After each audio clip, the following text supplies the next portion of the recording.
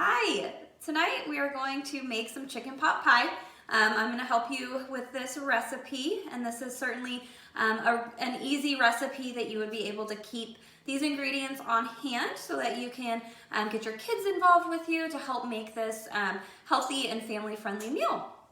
So to start us off, I have a bunch of our ingredients here in front of me, but step number one, we are going to preheat our oven to 400 degrees. You can see behind me, I have already completed that step. So we are going to continue on. What you're going to do is you're going to take a pie dish. So I have a ceramic pie dish. You can also pick up foil pie dishes at your local grocery store. If neither one of those is an option for you and your family, then you can absolutely use an 8x8 glass baking dish or a 9x13. The 9x13, you might want to double the recipe so that it is a little bit thicker, so it fills that whole pan, but that's certainly a good option for you and your family as well. So to start us off, what we are going to do after preheating the oven, we are going to just use our pie dish, just mix everything right in here to make it nice and easy. So we are going to mix together 1 2/3 cup of our frozen mixed vegetables. So this is a bag that has green beans, carrots, corn, peas, and lima beans in it. You can find it in your freezer section. So let's go ahead and measure this out. So here we have our 1 cup. And here we have our 2/3. Perfect. Now, there's not much left in the bag, so I'm actually just going to go ahead and just dump it right in there. I don't think extra vegetables would be a bad thing here for my family this evening. Next, what we're going to do is we are going to add in 1 cup of cooked chicken breast. You can use frozen chicken breast. You can buy a rotisserie chicken and do that. Some grocery stores sell the rotisserie chicken meat already pre-cut. Now, my family, we really enjoy onion and garlic. The recipe does not call for that, but we did add some of that when we cooked up the chicken breast.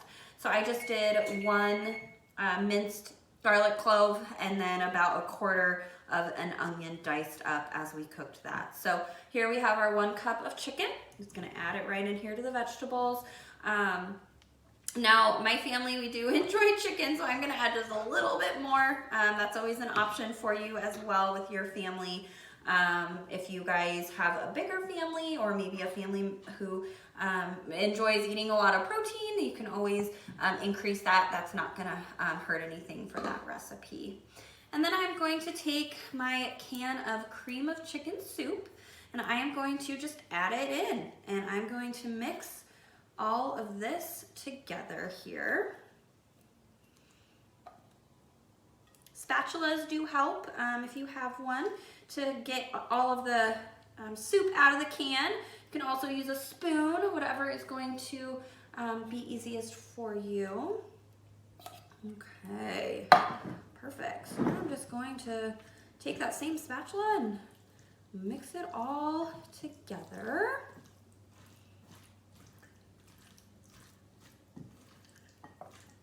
Like that. Hopefully you can see what I've got going on here. Of course, in the kitchen, it's important to keep your hands clean, so continuing to wash them, just especially if you are handling any sort of raw meat, it's important to make sure that your hands are staying clean. Okay, so I've got here those first 3 ingredients mixed together.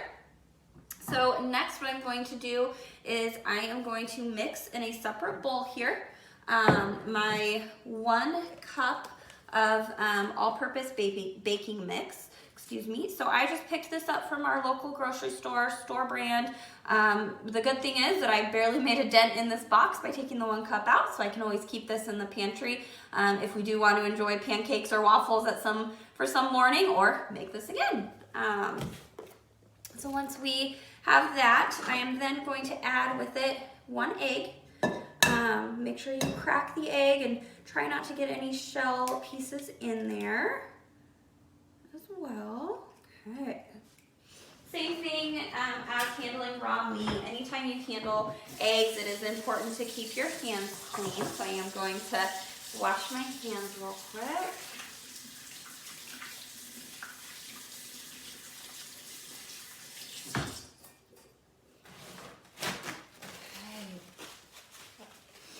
And then I'm going to add into here 1 cup of milk, which I already measured out, but I just used the skim milk that my family does enjoy. You can also do whole milk, 2%, whatever type of milk you have in your fridge.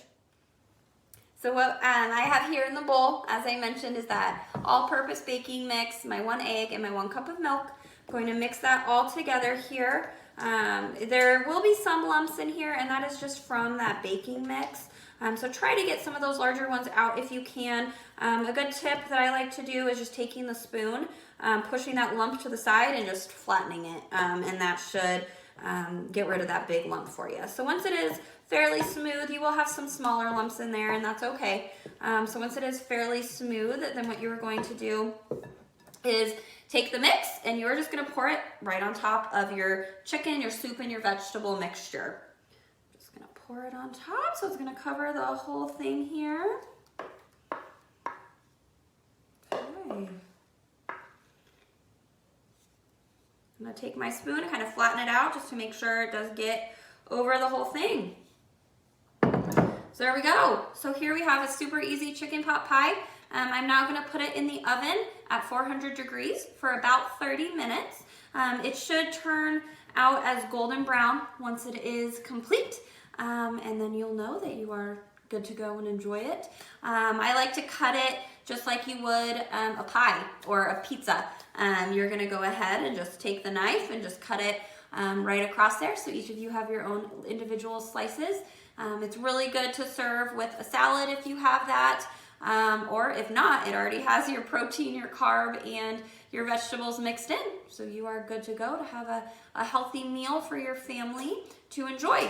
Like I said, these ingredients are pretty easy to keep on hand. So this is something that you can easily get your kids involved with, getting them to help you mix everything and pour the batter on top and mix it together. So I hope you enjoy your chicken pot pie and have a great evening.